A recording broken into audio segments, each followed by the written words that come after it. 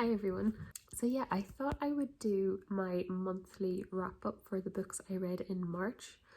I read 4 books and I'm in the middle of my 5th. I'm in the middle of Northanger Abbey, so I'll include this in my April wrap up. So yeah, I read 4. The first book I read, and I actually don't have a copy with me because my housemate is reading it, is Never Let Me Go by Kazuo Ishiguro. This has been on my bookshelf I think for 6 years and I never read it. So I was like, I'm just going to read it. I think my delay in reading it was because I watched the movie. And if you're familiar with the story, it does kind of, knowing the story beforehand would ruin it for you. So I kind of knew what was going to happen, so therefore didn't feel the pull to read the book because I kind of knew the story. It's best, I need to be careful as well with this review because it's best knowing very little going into it. That being said, this book has been out for a while. I think this was released, I think it was around in 2006 or so it's an old enough book. And I think the movie came out in like 2010, 2011 or something like that. So yeah, I think watching the movie put me off reading the book, but I forgot a lot of the details, so I was happy enough to read it. Saying that, I would highly recommend it. I gave it 4 stars on Goodreads, but I think realistically it's probably 4.5. It's a near perfect book, like nearly perfect. I have very little to gripe with it. It's basically about, it kind of follows 3 people. So Kathy is the main character, and it's also about her friends Ruth and Tommy. They grew up in this boarding school and it kind of takes them through up until kind of their coming of age. So it's kind of from when they're children up until adulthood. And that's all I can really say. It's hard to put it into a genre as well. I would say the closest thing you could say would be dystopia. It's kind of a sci-fi, but I would probably, if I had to, would put it into a dystopia. The writing style is first-person narrative, so Kathy is main character.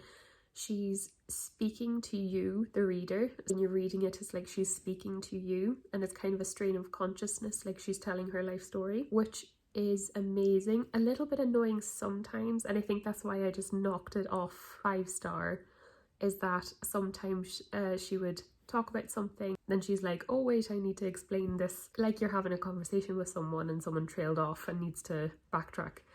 But I think that's my only gripe with it. It's still very easy to follow nonetheless. I would actually like dare to say that it's a bit of a horror. It's kind of basically about how a sheltered life can hide you from the realities of the world.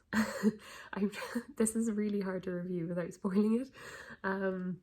But like that's as much as I'll say. Like it's kind of, as the characters get older, kind of more horrifying their reality is. The whole point is that the characters are so sheltered that they're not sure what the horror is. I actually seen like negative reviews of the book. That seems to be the point that people don't like, is that the characters see the horror but they're kind of like, oh, you know, they're kind of like complacent about it or don't think about it very deeply.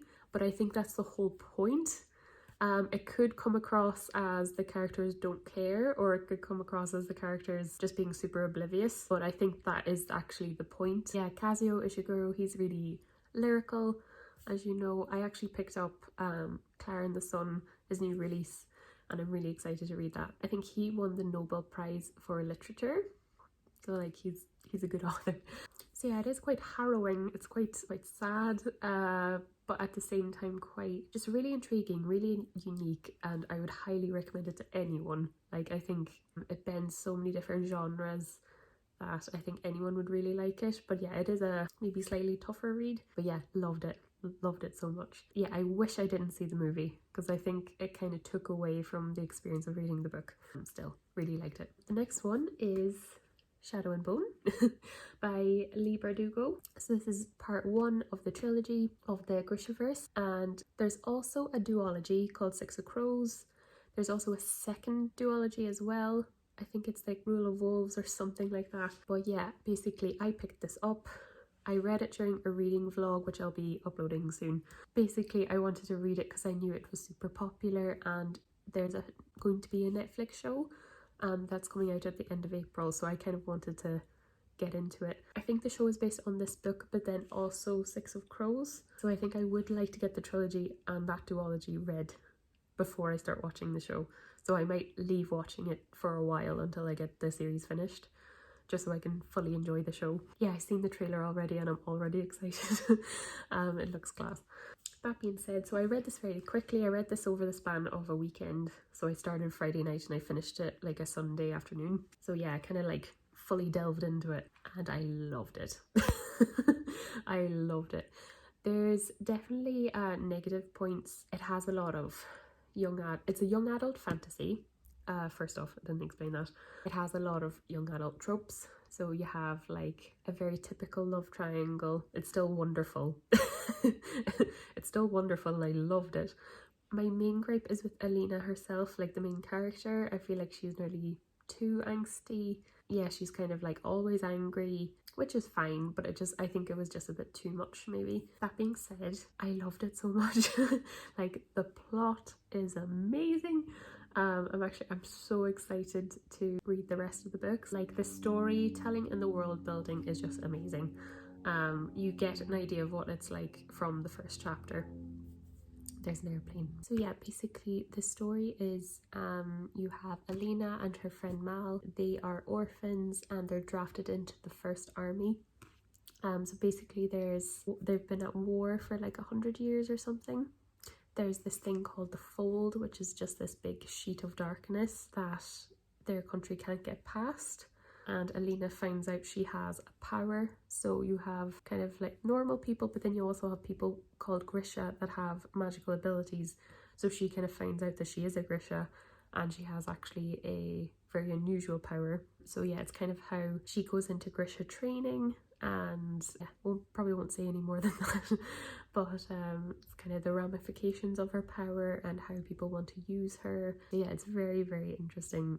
Loved the plot. Like there wasn't a dull chapter. I loved the romance. I'm a sucker for romance. Absolutely loved it. You can see how they're setting up for the second book. It's just so good. Like the plot itself is so good that you just want to continue on, even if it has those maybe slight negatives. Very slight negatives. Again, I gave this 4 stars on Goodreads. I was debating 5, but I was like, oh, there's too many young adult tropes to give it 5. But it's still so good. I wasn't taken. I read the first chapter and I was kind of like, I'd say from chapter 2 on is just amazing. I wasn't sold on chapter 1. I say chapter 2 on, I was like, oh. So if you read the first chapter and you're like not sure, continue on. But yeah, I am so late to this party.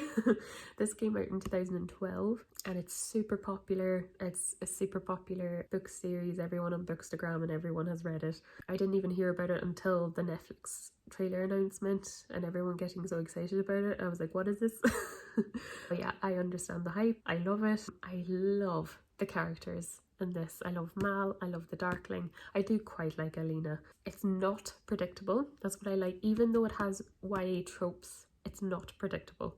I was like, what's going to happen? What is happening? Like the whole time. So yeah, if you like fantasy, if you like young adult fantasy, that being said, it is young adult, but I wouldn't say it's very childish. It's definitely, you could be in your 20s and really enjoy it too. Like there's still very adult themes. It's not like super innocent or anything like that. It's definitely, adults would enjoy it too. Total Grishaverse fangirl now. I also continued on with a series of unfortunate events. So I read The Miserable Mill, which is number 4, and the Austere Academy. I don't know if I'm saying that right. But I read these 2. If you haven't seen any of my videos before, I'm trying to make my way through these.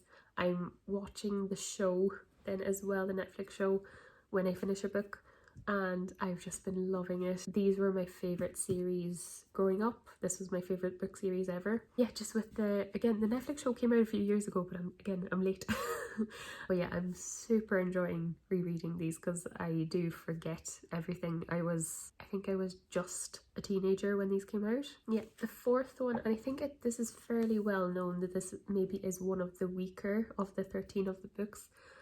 You definitely have the same formula as the previous 3 books, where the children have a new guardian and Count Olaf finds them. You know, it's still wonderful.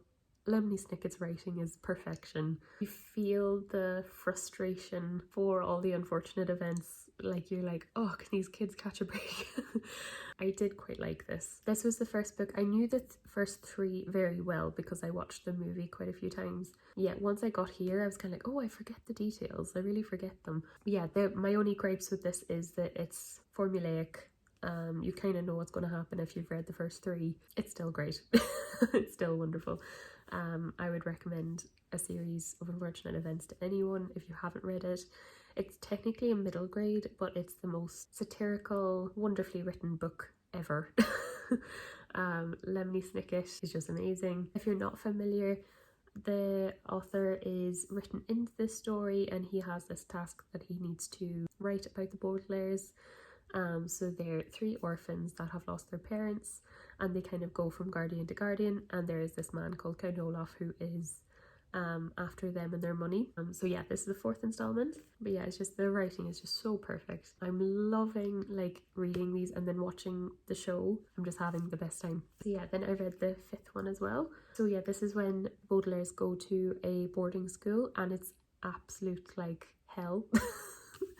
Like, it's obviously, if you're not familiar as well, it's kind of set in a world that's similar to ours, but it's definitely a fantasy world still where everything is quite ridiculous and very unrealistic still. For this case, you've Sunny who's an infant and she has to work as an administrative assistant for the vice principal in this book. And I love it. I think Sunny is my favourite character. The fact that she's like a mini adult is just, it's really funny. What's nice about this one is you start to get some answers a little bit. You meet the Quagmire triplets and they've had kind of the same fate as the Baudelaires. And it's kind of nice that the Baudelaires finally meet people that are similar to them, understand them. It is quite nice. I was excited for the Quagmires to come into the story. Yeah, you start to learn a little bit more. You're starting to learn maybe what their parents were doing, things like that. So I'm kind of like smack dab in the middle now. So there's 13 books. I'm about to start book 6. Actually, from 6 on, I haven't a notion what happens. Like, I'm quite excited to read them because I actually just don't know what's going to happen. I like totally forget what happened from 6 on, definitely. But yeah, really enjoy reading these. They're quick little reads. I mean, they are roughly 200 pages, but they're quite small and very big writing, so I usually do get through them pretty quickly. But yeah, I read 2 this month, so yeah, I'm gonna keep working on those. So yeah, I hope to read a bit more in April. I did like 4.5 this month, so I'm hoping to read maybe a little bit more in April. But yeah, I really enjoyed everything. I think I gave everything 4 stars. I think, yeah, I definitely did. A series, like, I would give, that's nearly perfect, but yeah, where the formula is probably where its weakest point. It's still wonderful, and I gave them 4 stars each. Again, good reading month, really enjoyed them. I'm so excited for Shadow and Bone. I'm really excited to finish A Series of Unfortunate Events, and yeah, more of Kazuo Ishiguro as well. Anyway, that's my wrap up. I hope you enjoyed, and I'll see you guys in the next video. Bye.